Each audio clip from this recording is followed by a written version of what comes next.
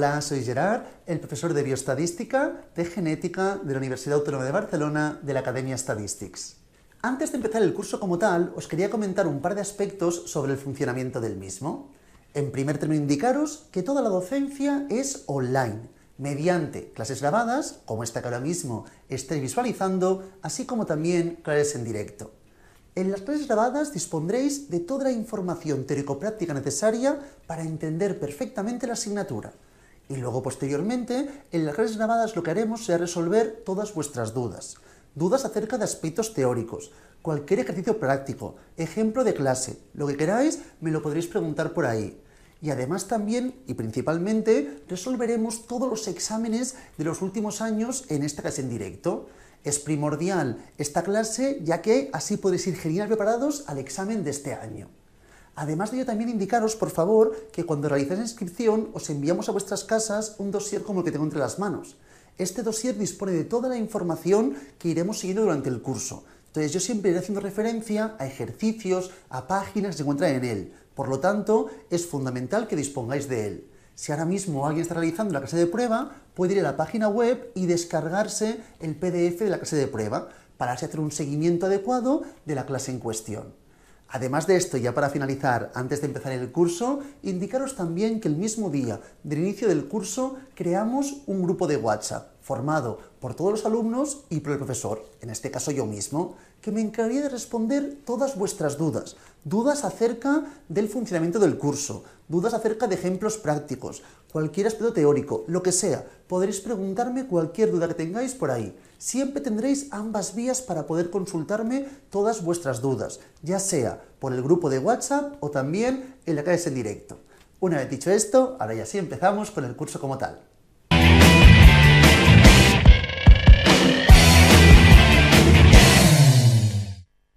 Empezamos con el tema 1, entonces, el dossier, supongo que todo el mundo lo tendrá ya en su mano. Empezaremos ahora con la información inicial. Vamos a diferenciar un segundo la estadística descriptiva de la estadística inferencial. Esto lo tenéis en la página 2, que os pone, si os fijáis, Introducción a la estadística, y pone variables.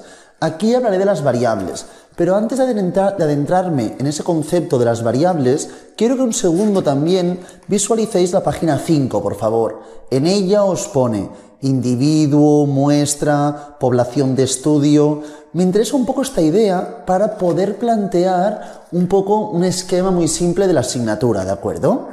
Entonces, miremos un segundo la página 5, individuo, muestra, población, sin entrar en el muestreo, y el principio de la página 2, donde pone variables, ¿de acuerdo? ¿Por qué motivo? Pues una pequeña introducción esto. Básicamente la estadística se diferencia en dos vertientes, ¿de acuerdo? La estadística descriptiva y la estadística inferencial. Que quede muy claro, el objetivo de la estadística es siempre estudiar la población. ¿Qué problema hay generalmente? Que es imposible estudiar a todos los individuos que forman la población. Si yo, por ejemplo, quiero estudiar cuál es el peso en Barcelona, evidentemente no puedo pesar a todo el mundo en el mismo momento. Y si lo hago en diferentes momentos, evidentemente habrá gente que morirá, que nacerá, y la información estará distorsionada, estará sesgada. Por ese motivo, ¿qué tendemos a hacer siempre? Cogemos una muestra, ¿de acuerdo? Una muestra que sea representativa. Esto lo explicaremos luego en la página 5, donde explicamos el tipo de muestreo. Cómo cogemos una muestra para que realmente sea representativa de la población, ¿de acuerdo? Entonces cogemos una muestra formada por n sujetos, los que sean, que estos sí que los puedo estudiar, ¿de acuerdo? Sí que podré hacer un estudio muy preciso de esa muestra.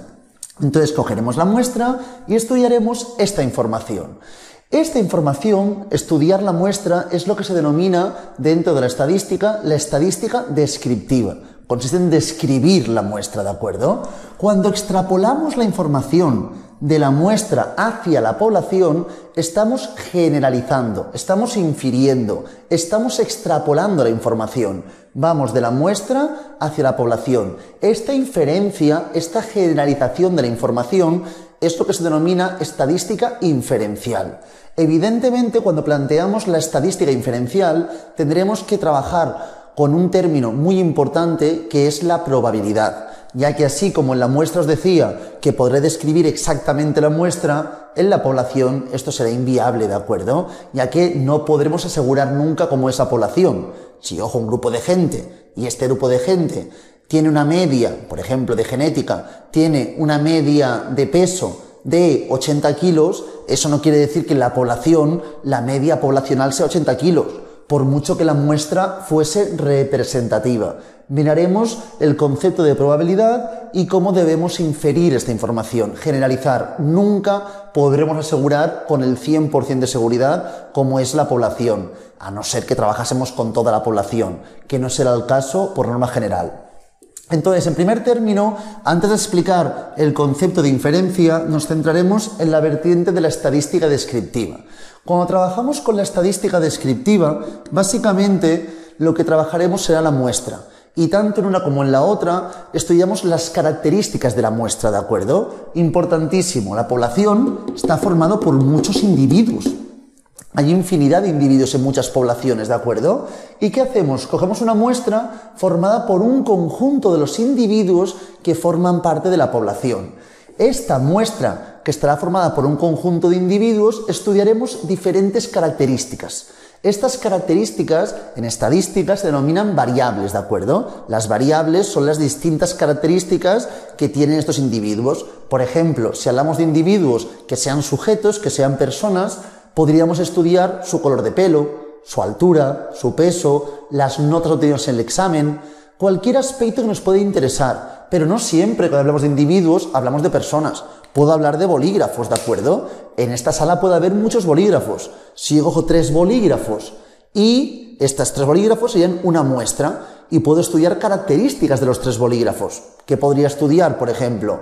Podría estudiar su tamaño o su color, lo que quisiese, ¿de acuerdo? Las características en estadística variables que quisiese estudiar. ¿Y qué variables conocemos? Básicamente, cuando definimos las variables desde un punto de vista estadístico, diferenciamos dos tipos muy bien determinados, ¿de acuerdo? Que serían las variables categóricas, también denominadas cualitativas, variables categóricas o cualitativas, y las variables numéricas o cuantitativas.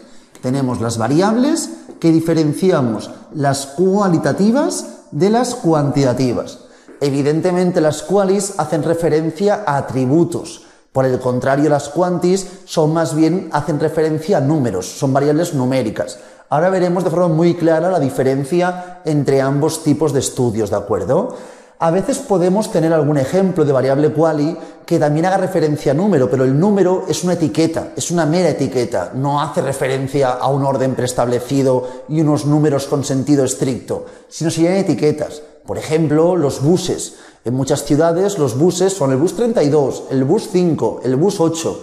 Estos buses, estos números de bus, no es más indicativo que una etiqueta. No me indica un orden de que uno es mejor que el otro o uno está por encima del otro. Plantean un recorrido, pero se podrían determinar también con letras, colores o como quisiésemos. Cualquier etiqueta sería correcta. En el caso de las cuantitativas, sí que trabajaremos con números que tendrán un sentido estricto, como seguidamente veremos. Dentro de las variables qualis, diferenciamos las variables cualitativas nominales de las variables cualitativas ordinales.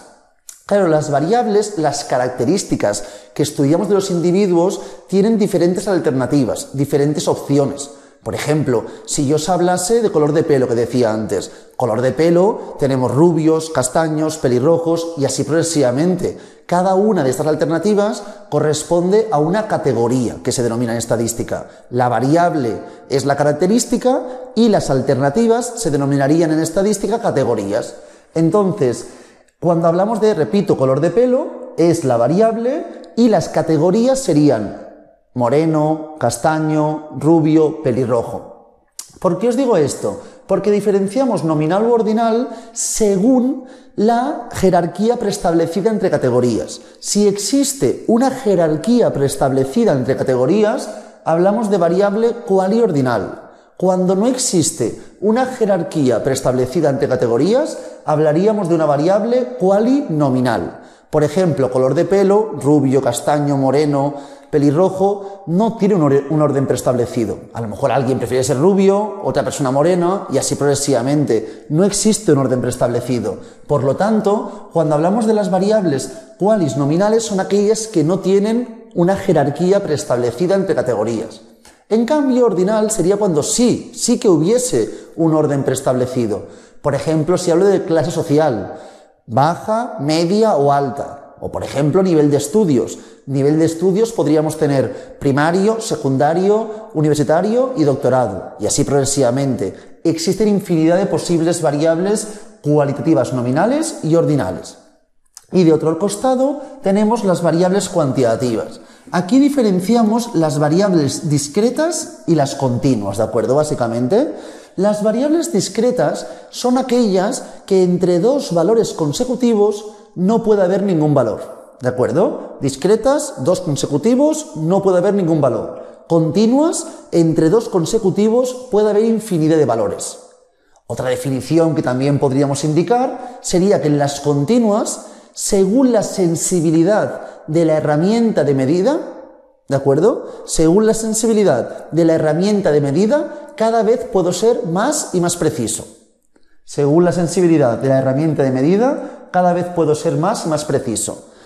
Claro, si yo por ejemplo os hablo de número de hijos, evidentemente, es una variable discreta. ¿Por qué motivo? Porque entre 0 hijos y un hijo no puede haber nada entre medio. No puedes tener 0,3 hijos o un valor decimal en ese caso. Tienes o 0 o un hijo, ¿de acuerdo? En cambio, las continuas, entre medir 170 y 171 centímetros, hay infinidad de opciones, ¿de acuerdo? Ya que depende la sensibilidad de la herramienta de medida, podré ser más y más preciso. Siempre que pensemos en que hay diferentes unidades de medida, hablaremos de una variable continua, al fin y al cabo, ¿de acuerdo? Antes de acabar esta parte de las variables, os pregunto, si quisiésemos estudiar la variable edad, por ejemplo, ¿qué tipo de variable sería? Supongo que nadie dudará que la variable edad es una variable cuantitativa, hasta ahí todos estamos de acuerdo, y seguidamente, ¿qué diríamos? ¿Que es discreta o es continua? Pues evidentemente en este caso la edad, aunque generalmente se mida en años, se puede medir en meses, en días, en segundos y así progresivamente. Por lo tanto, hablaríamos de que la edad es una variable cuantitativa continua, ¿de acuerdo? Esto es respecto a las variables. Esto es lo que tenéis, repito, en la página 2, parte superior, si os fijáis, donde nos hablan de las variables y nos hablan de valores numéricos o no numéricos. Una vez visto esto, vamos a ver los estadísticos descriptivos. ¿Qué es esta información? Estos son básicamente los estadísticos para analizar la variable. Claro, yo tengo, por ejemplo, el peso. Muy bien, estudio el peso. Pero si yo tengo 1000 sujetos, tendré el peso de 1000 sujetos. Una información que muy grande, muchísima información, pero ¿cómo la puedo estudiar? Pues voy a mirar un conjunto de indicadores para interpretar la información sin necesidad de estar mirando cada uno de los 1000 sujetos, ¿de acuerdo? Entonces diferenciaremos diferentes tipos de indicadores, básicamente 3 tipos de estadísticos o medidas, ¿de acuerdo? Miraremos en primer término, como aquí podéis ver, los de posición, ¿de acuerdo? Que corresponderán a los cuartiles, deciles, percentiles. Luego miraremos en la página 3, si os fijáis, los de centralización, que serán la media, la moda y la mediana. Y seguidamente los de dispersión, que corresponde a la variabilidad de la variable, si es muy dispersa o poco dispersa. Vamos a ir comentando cada uno de ellos, ¿de acuerdo? Entonces, voy a plantear aquí un pequeño esquema con la información correspondiente. Que quede muy claro que todos estos indicadores que ahora mismo voy a comentar son básicamente todos ellos propios de las variables quantis. Las variables qualis permiten el estudio de forma mucho más simple. Las variables qualis nominales solo permiten trabajar la moda, única y exclusivamente, que es la categoría que tiene una mayor frecuencia absoluta, la categoría que se repite más veces. En cambio, los ordinales generalmente solo trabajaremos la moda, aunque algunas veces se puede llegar a trabajar la mediana, el punto central, pero lo más recurrente es trabajar con la moda, ya está, ¿de acuerdo? Esto cuando hablamos de variables qualis. Ahora explicaré su información, pero lo que me importaba es que supieseis que todos los indicadores que explicaremos ahora corresponden prácticamente siempre a variables cuantitativas, ¿de acuerdo? Entonces, tenemos los indicadores o los estadísticos de localización, como podéis ver en la página 2, o posición, ¿de acuerdo? Indicadores o estadísticos de posición.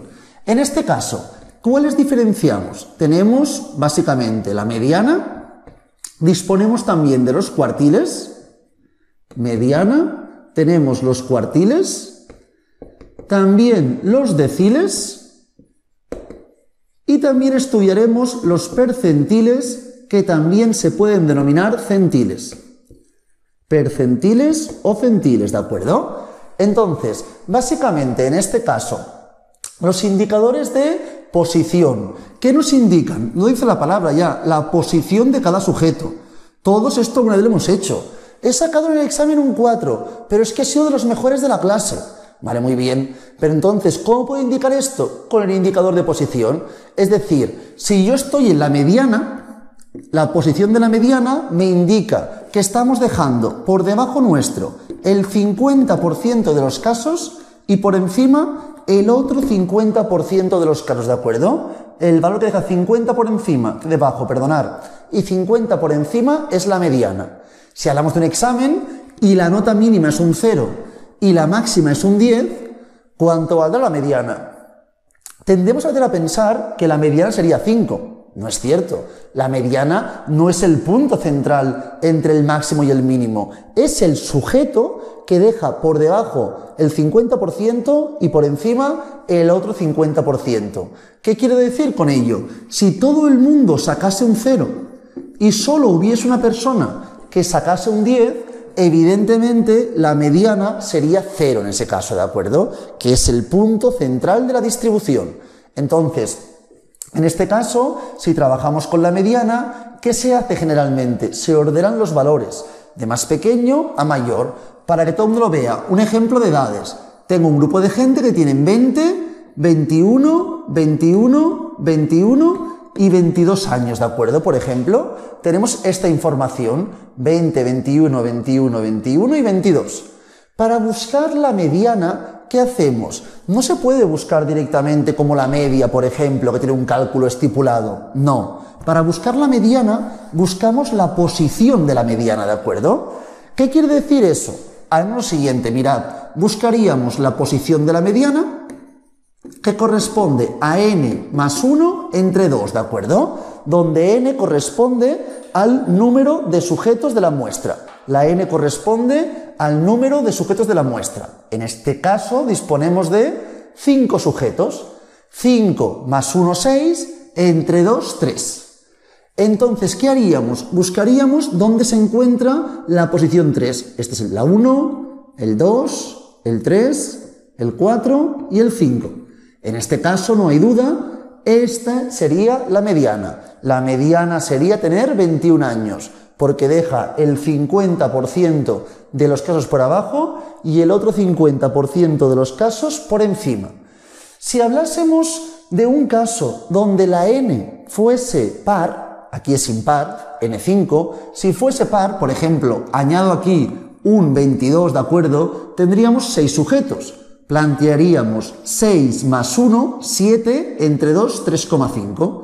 Claro, aquí no me daría un valor concreto, me daría entre dos valores, entre el 3 y el 4. Muy sencillo, para buscar la mediana, cuando tengamos un ejemplo par y tengamos que estar entre dos valores, ¿qué haremos? La media de ambos valores obtenidos en la parte central. Buscaríamos la media de los dos obtenidos.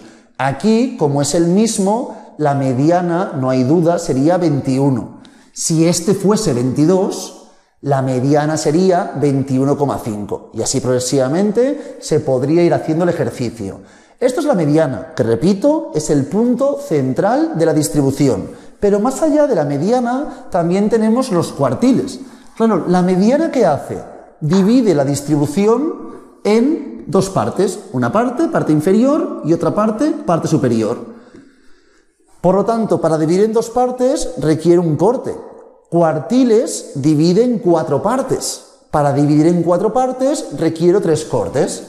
El cuartil 1 dejará el 25% de los casos por debajo y el 75% de los casos por encima. 25, 75. El cuartil 3 dejaría 75% de los casos por abajo y 25% por arriba. Evidentemente la mediana corresponde al cuartil 2, que dejaría 50 y 50. Esta es la idea del cuartil. Si yo os digo que de peso de la clase ocupo el cuartil 3, quiere decir que hay un 75% de la clase que pesa menos que yo y un 25% que pesa más que yo. Esto se puede extrapolar a cualquier ámbito y el concepto siempre es el mismo. Más allá de los cuartiles también tenemos los deciles. Deciles tenemos 9, porque tenemos que dividir la distribución en 10 partes. Y para dividir en 10 partes nos hacen falta 9 cortes. Por ejemplo, el decil 1. Decil 1 dejará por debajo suyo el 10% y por encima el 90%, ¿de acuerdo? Decil 1, 10 por debajo, 90 por encima. Y así progresivamente. El decil 3, por ejemplo, decil 3 dejará 30% por debajo, 70% por arriba. El decil 8 dejará por encima suyo 20% y por debajo 80%. Funcionan todo igual con múltiples de 10, ¿de acuerdo? Tenemos 9 deciles. ¿Qué decil equivale a la mediana o cuartil 2? Pues evidentemente el decil que equivale a la mediana o cuartil 2 correspondería al decil 5, ¿de acuerdo? El decil 5 corresponde a la mediana o cuartil 2. Además, también disponemos de los percentiles o centiles. ¿Cuántos percentiles o centiles tenemos? Misma idea que antes, por favor. Si queremos dividir en 100 partes, requerimos 99 percentiles o centiles. Por ejemplo, el percentil 3 dejará directamente lo que me indica el número, el 3% por debajo y el 97% por encima. Percentil 3, 3% por abajo, 97% por arriba. El cuartil 1, pues corresponde al percentil 25. El decil 8 corresponde al percentil 80. La mediana corresponde al percentil 50. Y así progresivamente. Así progresivamente disponemos de cada uno de los 99 percentiles. Si yo os pregunto, el percentil 36, ¿cuánto deja por encima suyo? Pues si yo ocupo el percentil 36 en la altura, quiere decir que el 64% de la clase es más alta que yo. Y ya está, ¿de acuerdo? Esta es la información correspondiente a los indicadores de posición. Es muy interesante porque nos aporta información sobre la posición que ocupa cada individuo y puede ser interesante para saber la distribución de la variable. Más allá de esta información de los indicadores de posición, también tenemos estadísticos o indicadores de centralización, ¿de acuerdo? Indicadores o estadísticos de centralización. Estos los tenéis ya, si os fijáis, en la página 3, ¿de acuerdo? En la página 3 tenéis ya estos indicadores o estadísticos. Aquí básicamente miraremos 3 tipos: la media, la mediana y la moda. Media, mediana y la moda. La mediana ya la he explicado anteriormente, entonces no volveré otra vez a explicarla. Ya hemos indicado que la mediana corresponde al valor que deja 50% por encima y 50% por abajo, ¿de acuerdo? Pero además de la mediana tenemos la moda. La moda corresponde ¿a qué? Al valor que se repite más veces, ¿de acuerdo? La moda corresponde al valor más repetido. Es la palabra que ya sabemos todo el mundo, que se utiliza en la vida cotidiana para indicar lo que todo el mundo usa, ¿verdad? Pues aquí lo mismo. En el ejemplo que tengo en la pizarra de edades, ¿de acuerdo? Tenemos 20, 21, 21, 22, 22 y 22. Por lo tanto, en este caso, la moda correspondería a 22, ya que es, sin lugar a duda, el número que más veces se repite. El 20 se repite una vez, el 21 se repite 2 veces y el 22 se repetiría 3 veces, ¿de acuerdo? Así es como calcularíamos la moda en este caso. Moda 22, el más repetido. Y la media, todo el mundo sabe buscar la media. Es el sumatorio de todos los valores entre n. Por hacerlo más simple a veces, podemos hacer sumatorio de cada uno de los valores por su frecuencia absoluta. ¿Qué quiere decir? Si yo os planteo la fórmula de antes, haríamos lo siguiente. Mirad, en el ejemplo de la pizarra, haría 20 más 21 más 21 más 22 más 22 más 22. Todo ello entre 6. Si hay pocos casos, no pierdo mucho tiempo, pero es que aquí ¿qué haremos? Lo siguiente, 20 más 21 dos veces, más 22 tres veces, entre 6. Si hubiese 20 22s, por ejemplo, sería un poco cansado poner 20 veces el 22. Más cómodo, 22 por 20 en ese caso, ¿de acuerdo? Y así es como buscaríamos la media de forma más rápida. Claro, ¿qué es mejor? ¿Trabajar con la media o con la mediana? Hay que ser conscientes de que la media es más sensible. ¿Qué quiere decir más sensible? Que ante la presencia de algún valor extremo, rápidamente la media se ve más afectada, se ve distorsionada, se ve sesgada. La mediana, por el contrario, es mucho más robusta. Los valores extremos le afectan menos y al afectarle menos queda menos distorsionado. Por lo tanto, cuando existan valores extremos, es más recomendable muchas veces trabajar con la mediana. Mirad un segundo para que sea más claro. Tengo un grupo de gente. Tienen 20, 21, 21, 21 y 22 años, ¿de acuerdo? En este caso en concreto, nadie duda, supongo, que tanto la media como la mediana, también la moda, pero ahora no me importa tanto la media como la mediana valdrían 21. Perfecto. Imaginaos que este valor es 72. ¿Qué ocurriría? ¿La mediana cambiaría? Evidentemente no. La mediana continúa siendo 21. Pero en cambio la media sí que cambiaría. La media sería más de 30, ¿de acuerdo? Sería un valor mayor a 30 la media. ¿Qué quiere decir? Que solamente con un valor muy extremo, la media en este caso, es un caso con n pequeña, pero que la media en este caso se vería muy distorsionada. Además, un 30 y pico no hace referencia a nada, ni la edad de la gran mayoría de gente, ni a este valor. Entonces, esta distorsión provocada por extremos perjudica notablemente a la media. En casos como estos sería más recomendable trabajar con la mediana, ya que su valor sería más cercano a la gran mayoría de la muestra estudiada, ¿de acuerdo? Esto es un poco la idea de los indicadores de centralización, ¿de acuerdo? ¿Qué más tenemos para acabar esta parte? Los indicadores de dispersión. Indicadores o estadísticos de dispersión. También se pueden denominar indicadores de variabilidad. Estos los tenéis, si os fijáis ya, en la página 4 del dossier, ¿de acuerdo? Si miráis la página 4 tenéis aquí estadísticos de dispersión. Vamos a ir mirando cada uno de ellos. Primero de todo, quiero que entendamos un segundo qué es la dispersión, qué es la variabilidad. Claro, a veces nos puede interesar cómo de similares son los valores de una variable, ¿de acuerdo?, en un grupo de gente. Por ejemplo, en un grupo de gente en vuestra clase, quiero mirar cuál es la edad media. Entonces, quiero saber si de la edad hay mucha o poca variabilidad. Si todo el mundo tiene la misma edad o tienen edades diferentes, ¿de acuerdo?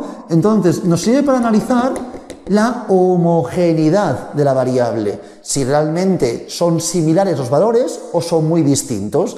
En un examen, si hago un examen muy sencillo, yo esperaré que todo el mundo saque notas muy elevadas. Por lo tanto, que sean homogéneas, que sean poco variables, que sean constantes las puntuaciones. Si hago un examen muy difícil, habrá gente con puntuaciones muy elevadas y gente con puntuaciones muy bajas. Ahí puede haber más variabilidad. O, por ejemplo, si hablo de la edad en un grupo de primero de primaria, en principio no debería haber prácticamente nada de variabilidad, debe ser muy homogéneo. Todo el mundo tiene 6 años en primero de primaria, en principio.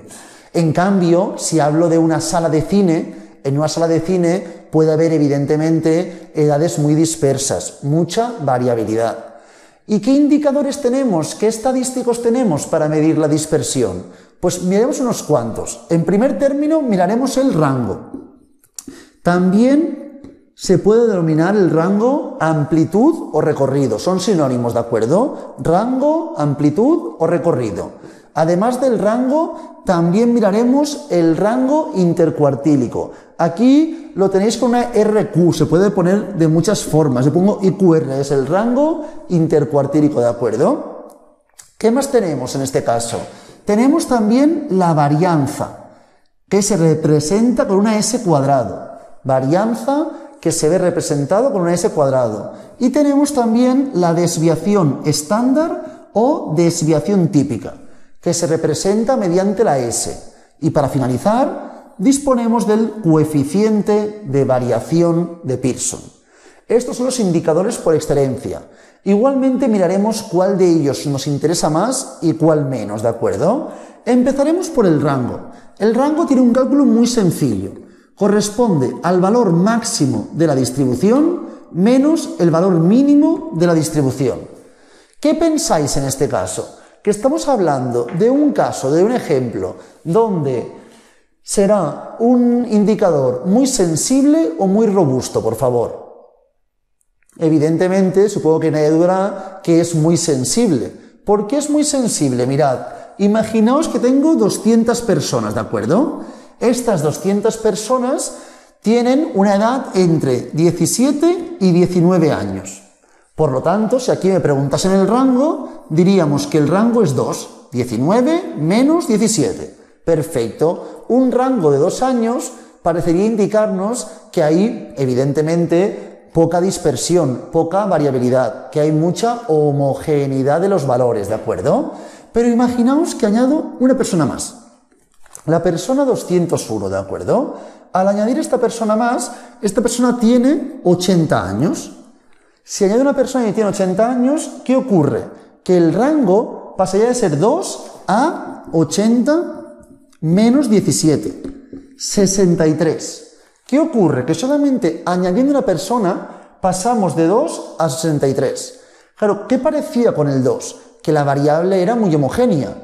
¿Qué parece con el 63? Que es muy dispersa, pero evidentemente es ficticio, no es muy dispersa, hay mucha homogeneidad. Prácticamente todo el mundo tiene la misma edad. Únicamente existe una persona que me está distorsionando por completo, de ahí que diga que es muy sensible. Por eso el rango como indicador único para estudiar la dispersión no sería ni mucho menos el indicador más adecuado, ¿de acuerdo? Más allá del rango, tenemos el rango intercuartílico. El rango intercuartílico es la distancia que hay entre el cuartil 3 y el cuartil 1, ¿de acuerdo? Rango intercuartílico, distancia que hay entre cuartil 3 y cuartil 1.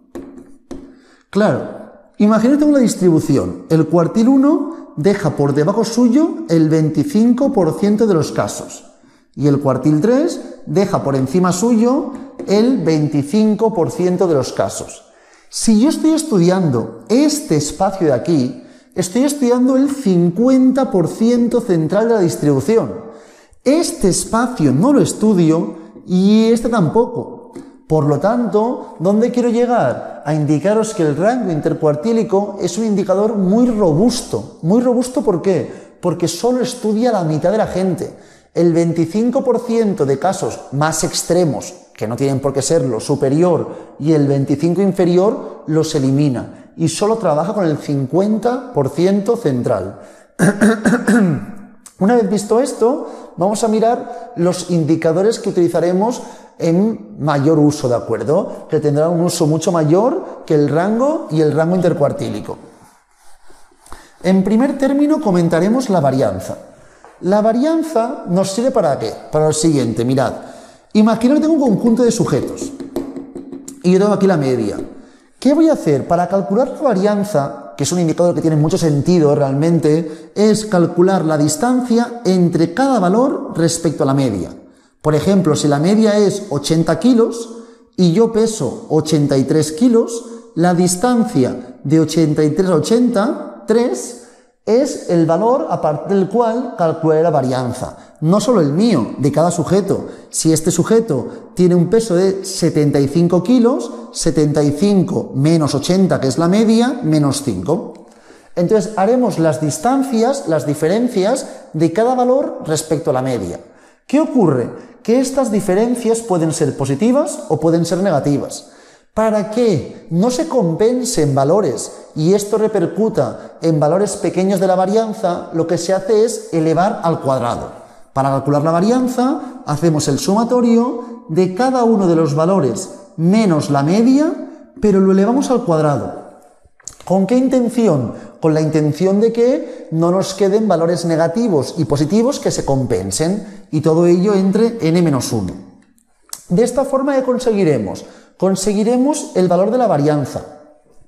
Pero hay un pequeño problema, que si hablamos de centímetros, kilos, años, lo que sea, cualquier unidad, la unidad estará al cuadrado. Y eso complica mucho el estudio. Ya de por sí es complicado saber si 4 es mucho o poco para que encima esté en centímetros al cuadrado. Mucho más complejo su estudio. Por ese motivo la varianza prácticamente nunca la utilizamos. Utilizaremos siempre la desviación estándar o desviación típica. ¿Pero qué ocurre?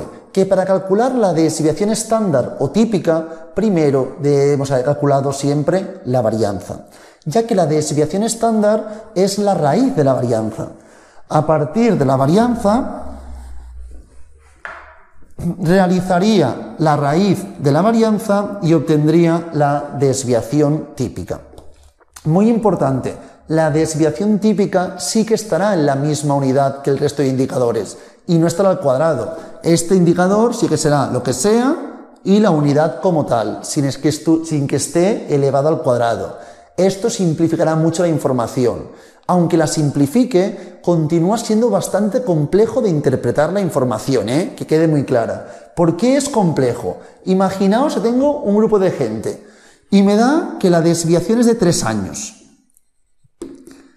Antes de poneros el ejemplo, una vez que tengo la desviación, indicar, por favor, cuál es la definición de la desviación, para que todo el mundo lo entienda bien. La desviación corresponde básicamente a la media de las diferencias de cada valor respecto a la media. Es decir, la media de las diferencias de cada valor respecto a la media. ¿Qué quiero deciros con esto?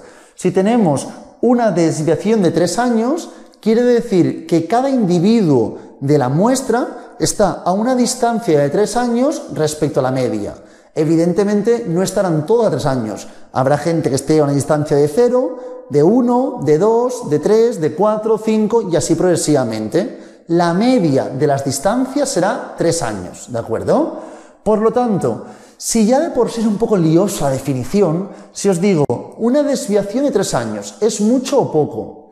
Claro, es que depende. Si estamos hablando una desviación de 3 años en un curso de segundo de primaria, evidentemente es muchísimo. Claro que cada niño de media esté a una distancia del centro de 3 años es muchísimo, porque habrá gente de 10, 15 años, 2 años, 1 año, mucha diversificación. En cambio, si hablamos de una sala de cine, que en toda la sala de cine la dispersión sea 3 años, quiere decir que es un grupo bastante homogéneo para ir al cine. Entonces, en ese sentido, dependerá de la variable, del ámbito que estamos trabajando, de muchos aspectos. De ahí que no haya algún valor concreto para interpretar, sino que realmente tendremos que conocer el estudio que estamos realizando para analizar si hay mucha o poca dispersión. Claro, si yo quisiese comparar dos desviaciones, 3 años con 50 centímetros, sería complicado, porque realmente, ¿qué es más? ¿Una desviación de 3 años o de 50 centímetros? ¿Qué variable es más dispersa? ¿La edad o la altura? Será muy complejo. Entonces, ¿qué haremos en ese caso? Podemos buscar el coeficiente de variación de Pearson. El coeficiente de variación de Pearson tiene como utilidad poder calcular o poder interpretar qué variable es más dispersa cuando tengan diferentes unidades de medida y diferentes medias, ¿de acuerdo? Cuando tengan diferente unidad de medida y o diferente media, podemos trabajar con el coeficiente de variación de Pearson, que lo tenéis en la parte inferior de la página 4, ¿de acuerdo? El coeficiente de variación se calcula haciendo la desviación entre la media. Es este cálculo tan sencillo, ¿de acuerdo? Cuanto más se aleje de 0, más dispersa es la variable en cuestión. Cuanto más se asemeje a 0, más concentrada, más homogénea sea la variable en cuestión. Para que todo el mundo lo vea bien, por favor, tengo un grupo de gente y estudio su altura y su edad, ¿de acuerdo? Estudiamos la altura y la edad. Entonces, planteamos, en primer término, la media. La media de altura, por ejemplo, decimos que es 160 centímetros, ¿de acuerdo? Y la edad, la media es 20. Seguidamente tenemos la varianza. La varianza de la altura es 25 centímetros cuadrados, evidentemente, ¿eh? La unidad al cuadrado. Y la edad, diríamos que en este caso son 16 años al cuadrado. Con esta información yo os pregunto, ¿qué variable es más dispersa? ¿Cuál tiene mayor variabilidad? ¿La altura o la edad? Claro, si yo mirase la varianza, ¿qué ocurriría, por favor? Que pone 25, 16. Pero aquí estoy estudiando centímetros al cuadrado y aquí años al cuadrado. No puedo comparar una cosa con la otra. Entonces, ¿con qué trabajaremos? Con el coeficiente de variación. En este caso sería 25 es la varianza, en el numerador va la desviación, pondríamos 5 centímetros entre la media, que es 160. Y aquí pondríamos 16, la raíz 4, entre 20. Evidentemente, este es más pequeño. Por lo tanto, esta variable de la altura es más concentrada, más homogénea y la edad sería más dispersa. Estos son los indicadores básicos con los que trabajamos en la estadística descriptiva, ¿de acuerdo? Veremos cuáles de ellos los podemos luego extrapolar a la estadística inferencial. Una vez explicada esta información, vamos a mirar también el gráfico de cajas, el diagrama de Tukey, que tenéis, si os fijáis, en la página, por favor, 2, parte inferior, ¿de acuerdo? Tenéis aquí el diagrama de cajas de Tukey, ¿de acuerdo? En este diagrama, básicamente, es un diagrama de caja que es un poco distinto a algunos que ya habéis visto ya a lo largo de vuestros estudios. ¿Por qué? Porque generalmente estudiabais el histograma, supongo, diagrama de barras, hasta gráficos de dispersión. Aquí tenemos el diagrama de caja. ¿Cómo funciona? Mirad. Siempre hay información. Tenemos aquí siempre el valor mínimo. No es cierto que sea siempre, luego os lo explico esto. Y aquí, en principio, siempre el valor máximo. Estos dos valores son, en principio, el mínimo y el máximo. Luego veremos en qué casos no son el mínimo y el máximo, ¿de acuerdo? Aquí dispondríamos del cuartil 1, aquí la mediana o cuartil 2 y aquí el cuartil 3. Entonces, estos valores siempre son cuartil 1, mediana y cuartil 3. Este espacio de aquí a aquí es el rango intercuartílico, evidentemente, ¿de acuerdo? Entonces, aquí podemos ver cómo está distribuida la variable, cuál es la distribución de la variable, si hay mucha concentración en un lugar, en otro, si por ejemplo la mediana estuviese aquí, quiere decir que del cuartil 1 hasta la mediana habría mucha más concentración de casos que de la mediana al cuartil 3. Esto se puede distribuir de miles de formas, pero nos importa el hecho de que en la parte central estamos agrupando al 50% central. Si tuviésemos casos muy extremos, ¿qué ocurriría? Que esta pestaña o bigote podría alargarse muy lejos. Evidentemente, para que sea más fácil de interpretar y el gráfico no quede distorsionado, porque debería menguar la parte que nos importa más, que es la de la caja, ¿qué se hace? Si hay valores muy extremos, la pestaña o bigote llega hasta un punto y a partir de aquí se representan con asteriscos o círculos los valores extremos de la distribución. Por eso digo que estos tres son siempre cuartil 1, el 2 y el 3, pero el mínimo y el máximo no siempre serán el final del bigote o pestaña, porque a veces puede ser que tengamos algún valor extremo que esté más alejados del bigote o la patilla, ¿de acuerdo? Del extremo de bigote o patilla. Entonces, es un gráfico donde se puede visualizar rápidamente cómo está distribuida la información sabiendo los cuartiles, la mediana y valores máximos y mínimos en términos generales, ¿de acuerdo? Una vez hemos visto esto, vamos ya a la siguiente parte. Si os fijáis ahora mismo en el dossier, hemos explicado la página 2, la página 3 y la página 4. Tenéis aquí ejercicios para hacer, son muy sencillos. Si alguien los quiere practicar, que los practique y me los puede preguntar por el WhatsApp o me los puede preguntar en la clase de dudas o cualquier duda que tengáis lo podéis comentar. Pero esta parte es más sencilla. Ahora vienen las páginas 5 y 6 para acabar ya esta clase primera. En la parte de la página 5 hemos comentado ya individuos, muestra y la población. Pero hay una cosa que no he comentado antes que voy a indicar que es el tipo de muestreo. Esto realmente os lo preguntan poco, pero bueno, por si acaso, mejor tenerlo hecho para que todo el mundo lo entienda bien, ¿de acuerdo? Cuando hablamos del muestreo, ¿a qué hacía referencia? Hemos dicho que para estudiar la población cogíamos una muestra. Y la muestra, evidentemente, debe ser representativa de la población. Entonces, yo disponer de la población y querré coger una muestra con el objetivo de posteriormente inferir, extrapolar la información.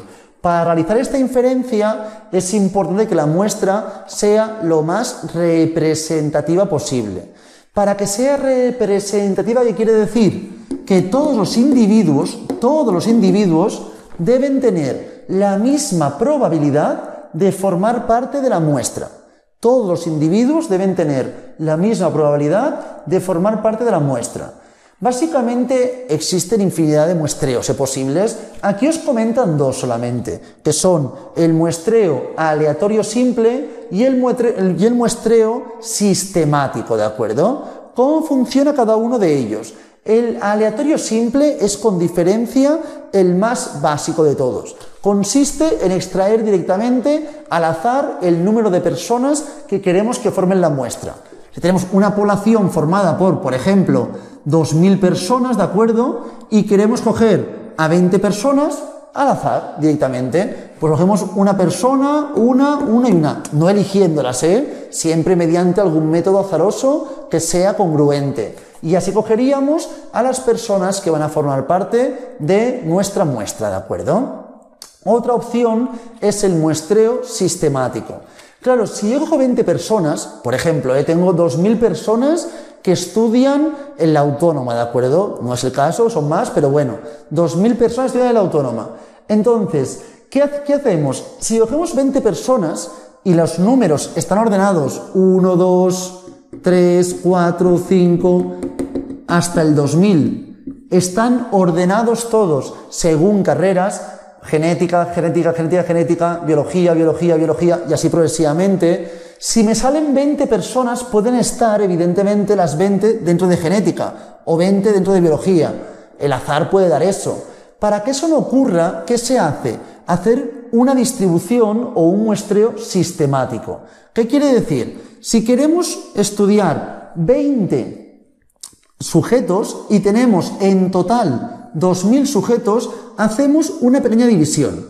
2.000 entre 20, que evidentemente nos da 100 esto, ¿verdad? ¿Qué quiere decir? Cogeremos una persona de cada 100. Por lo tanto, cogeremos del 1 hasta el 100, del 1 hasta la persona 100, al azar una persona, la que sea. Por ejemplo, la persona 32. A partir de ahí le iremos sumando 100, 132, 232 y así progresivamente hasta llegar al 1932. Así es como conseguiríamos a las 20 personas que formarían parte de nuestra muestra, ¿de acuerdo?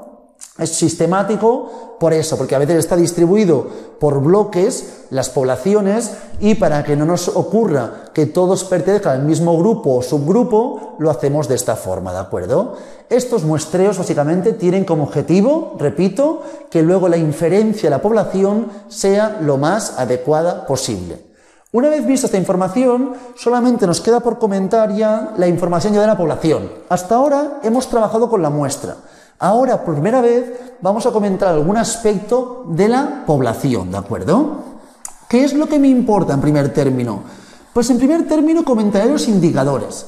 Si os fijáis, lo tenéis en la página 5, parte central inferior, los indicadores son distintos cuando hacemos referencia a la muestra y a la población. En la muestra planteamos siempre letras latinas, como podéis ver. En la población, siempre letras griegas. Entonces, si yo hablo, por ejemplo, de la muestra y hablo de la población, que quede muy claro, cuando hablamos de la muestra, hablamos de los estadísticos. En la población hablaremos de los parámetros, ¿de acuerdo? Parámetros y estadísticos.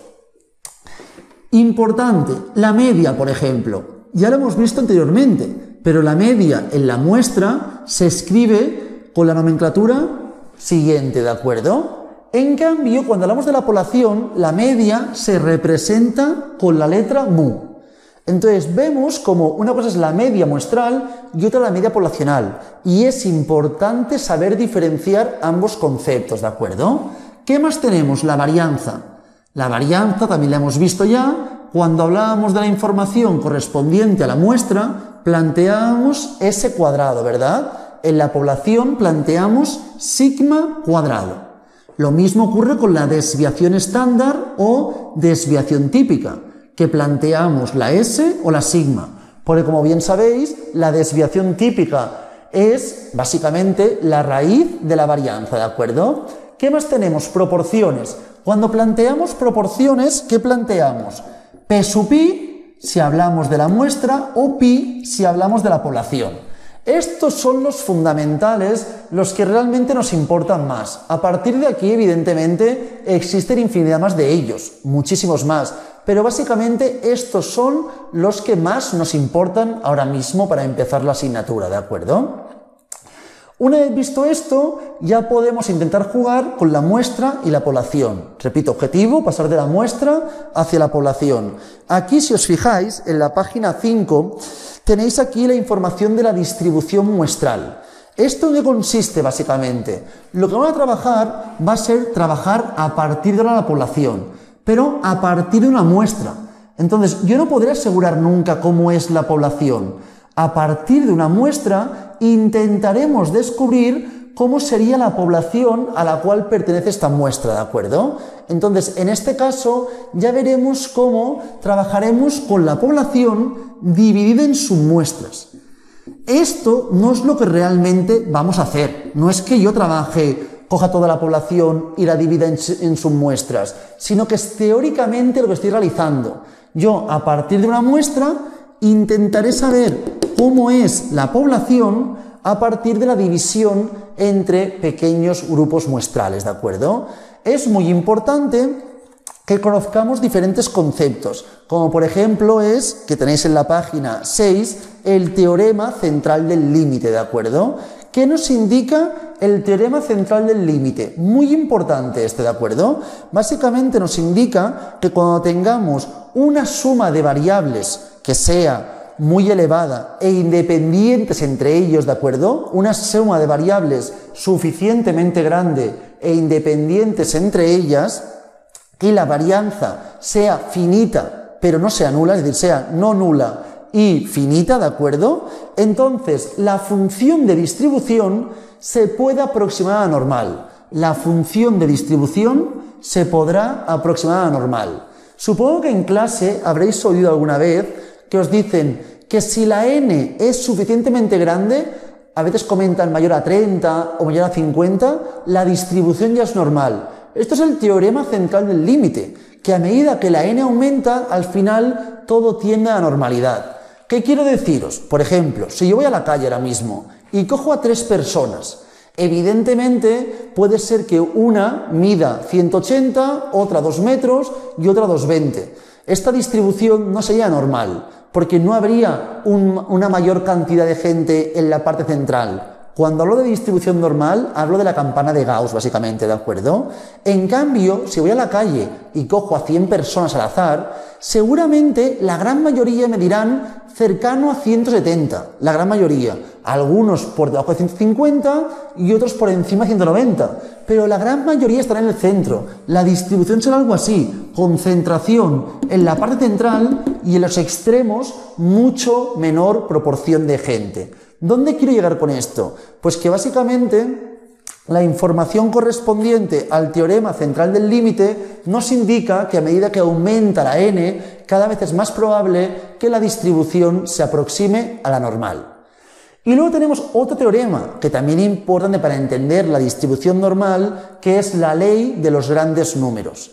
¿Qué nos indica la ley de los grandes números? Nos indica que a medida que la muestra vaya aumentando, si hablamos de medias, por ejemplo, a medida que la muestra vaya aumentando, la media de esta muestra será cada vez más probable que se asemeje a la media poblacional.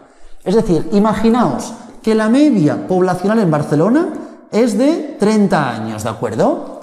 Si yo cojo una muestra formada solamente por 3 sujetos, es muy probable que la media de esta muestra sea muy distinto a 30 años. Puede ser 30, pero puede ser muy distinto. Lo que es innegable es que a medida que la muestra vaya aumentando, cada vez la media muestral será más parecida, se va a asemejar más a la media poblacional. Si al fin y al cabo tuviésemos una muestra formada por infinitos sujetos, si fuesen infinitos, la media muestral sería igual a la media poblacional, evidentemente, ¿de acuerdo? Entonces, la ley de los grandes números nos indica que, una vez sabemos que la distribución es normal, cuanto mayor sea la n, más se va todo a concentrar en la parte central, ya que las distribuciones de de muestras de tamaño grande serán sus medias muy parecidas entre ellas. Si cogemos grupos de 3 personas, será muy probable que aquí esté una media, aquí otra y aquí otra. Si trabajamos con medias de 2000 sujetos, todas las medias estarán en un punto muy cercano a la media poblacional. Esto igualmente es teoría que no me importa en exceso, pero es para entender lo que ahora explicaremos, que es la distribución normal, y con esto acabamos por aquí hoy. El próximo día volveré a dar 2 pinceladas rápidas de la distribución normal. E igualmente, si alguien tiene alguna duda de alguna teoría, la podemos volver a explicar sin ningún tipo de compromiso. Pero es por no perder más tiempo ahora mismo, ¿de acuerdo? Entonces, si os vais un segundo, por favor, a la página 6, parte inferior, tenéis la información para hacer la distribución normal, la ley normal. Si os fijáis en la parte inferior derecha, os pone ley normal N01. ¿Qué quiere decir esto? Mirad, la distribución normal que corresponde a la campana de Gauss tiene distintas características que debemos conocer, ¿de acuerdo? ¿Qué debemos conocer de la distribución normal? Lo siguiente, mirad. La distribución normal tiene el punto más elevado, que es la media poblacional, que hablo de la población, pero también equivale a la mediana. Es decir, deja por debajo suyo el 50% de los casos y por encima el otro 50%, ¿de acuerdo? Entonces, aquí tenemos la media, sea una distribución cual sea. Siempre para plantear la normal planteamos la mu y la sigma. Imagínate un ejemplo cualquiera que pone n 75. Quiere decir que en este caso la media es 70 y la desviación 5. Así es como se plantea la información. Entonces, en el centro, la media sería 70. Imaginaos que me preguntan cuál es la probabilidad que una persona, si hablamos de peso, pese más de 80 kilos. Probabilidad de pesar más de 80 kilos. Me están preguntando por este espacio de aquí. Si tuviésemos la función de densidad de esta variable, podríamos trabajar con integrales. Pero como no dispondremos de ello nunca, trabajaremos con la tabla que disponéis en la parte inferior de la página 6, ¿de acuerdo? En ella buscaremos la z, es decir, siempre cualquier distribución, sea cual sea, 75, 38, lo que sea, siempre la vamos a tipificar, a estandarizar, y trabajaremos con la normal tipificada o estandarizada, donde la media es 0, y la desviación típica es 1. En este caso tendríamos lo siguiente. Tendríamos que la media es 0 y ¿qué haríamos? Muy importante, buscaremos la z. ¿La z corresponde a qué? Corresponde al número de desviaciones típicas que hay entre mi valor y la media. El número de desviaciones típicas que hay desde mi valor hasta la media corresponde a la z. En este caso, cada desviación típica es 5. Por lo tanto, del 80 al 70, en este caso hay 2 desviaciones típicas, ¿de acuerdo? Por lo tanto, así es como trabajaríamos con esta información, ¿de acuerdo? Mirando el número de desviaciones típicas que habría. En este caso, plantearíamos que es 80, ¿de acuerdo? Menos 70 entre, en este caso, la desviación típica. 80 menos 70 entre la desviación, ya que la fórmula es la siguiente. La media muestral menos la poblacional entre sigma. Entonces, así buscaríamos z, en este caso 80 menos 70 entre 5 nos dará igual a 2.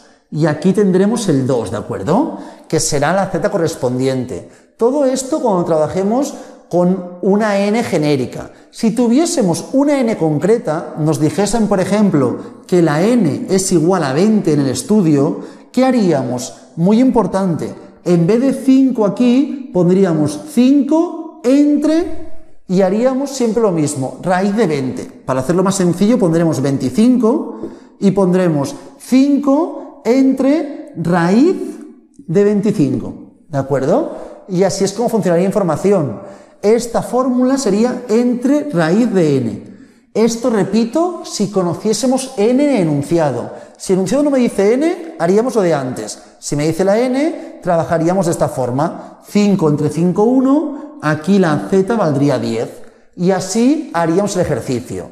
Ahora voy a plantear el anterior que hacía, suponiendo que no conocemos n, ¿de acuerdo? Si no conociésemos n, tendríamos esta información y esto sería 2. Suponiendo que esto es 2, ¿qué haríamos seguidamente? Buscaríamos la información correspondiente de la z en las tablas. Y mirad un segundo, en la página 6, parte inferior, podéis ver como la tabla, la parte grisácea que tenéis marcada en el gráfico de la campana de Gauss, de la normal, es la parte de abajo. ¿Qué quiere decir? Que la z que obtengamos siempre me dan la probabilidad de la parte inferior. Y como sabemos que todo es 100%, si yo sé que por aquí abajo tenemos el 90%, aquí arriba tendríamos el 10%, ¿de acuerdo? Siempre son complementarios, pero que las tablas siempre me dan la parte inferior de la distribución. En este caso, ¿qué haríamos? Buscaríamos el número 2. Que el 2, evidentemente, también se encuentra a 2 desviaciones típicas del centro en la tipificada. Entonces, en este caso, si os fijáis, el número 2, buscamos la z, 2,000. No sale, aparece el 1,99, si os fijáis. Es la z mayor que aquí aparece, 1,99. Ya que no dispongo del 2, trabajaremos con esta, 1,99. Y 1,99 corresponde en este caso que deja por debajo 0,9767. Por tanto, dejará por encima 0,0223, ¿de acuerdo? Perdón, 33. 0,0233. Esta es la probabilidad de dejar por encima suyo. Por lo tanto, el 2,33% de la población tendrá un peso superior a 80 kilos, ¿de acuerdo? En este caso, repito, si trabajásemos con n, la información cambiaría porque aquí pondríamos raíz de n, pero la idea es siempre la misma, ir a las tablas y buscar la información. Ahora haremos una cosa, antes de acabar la clase de hoy, os dejo 2 minutos para plantear el ejemplo que se encuentra en la parte central de la página 6. Planteemos un segundo este ejercicio.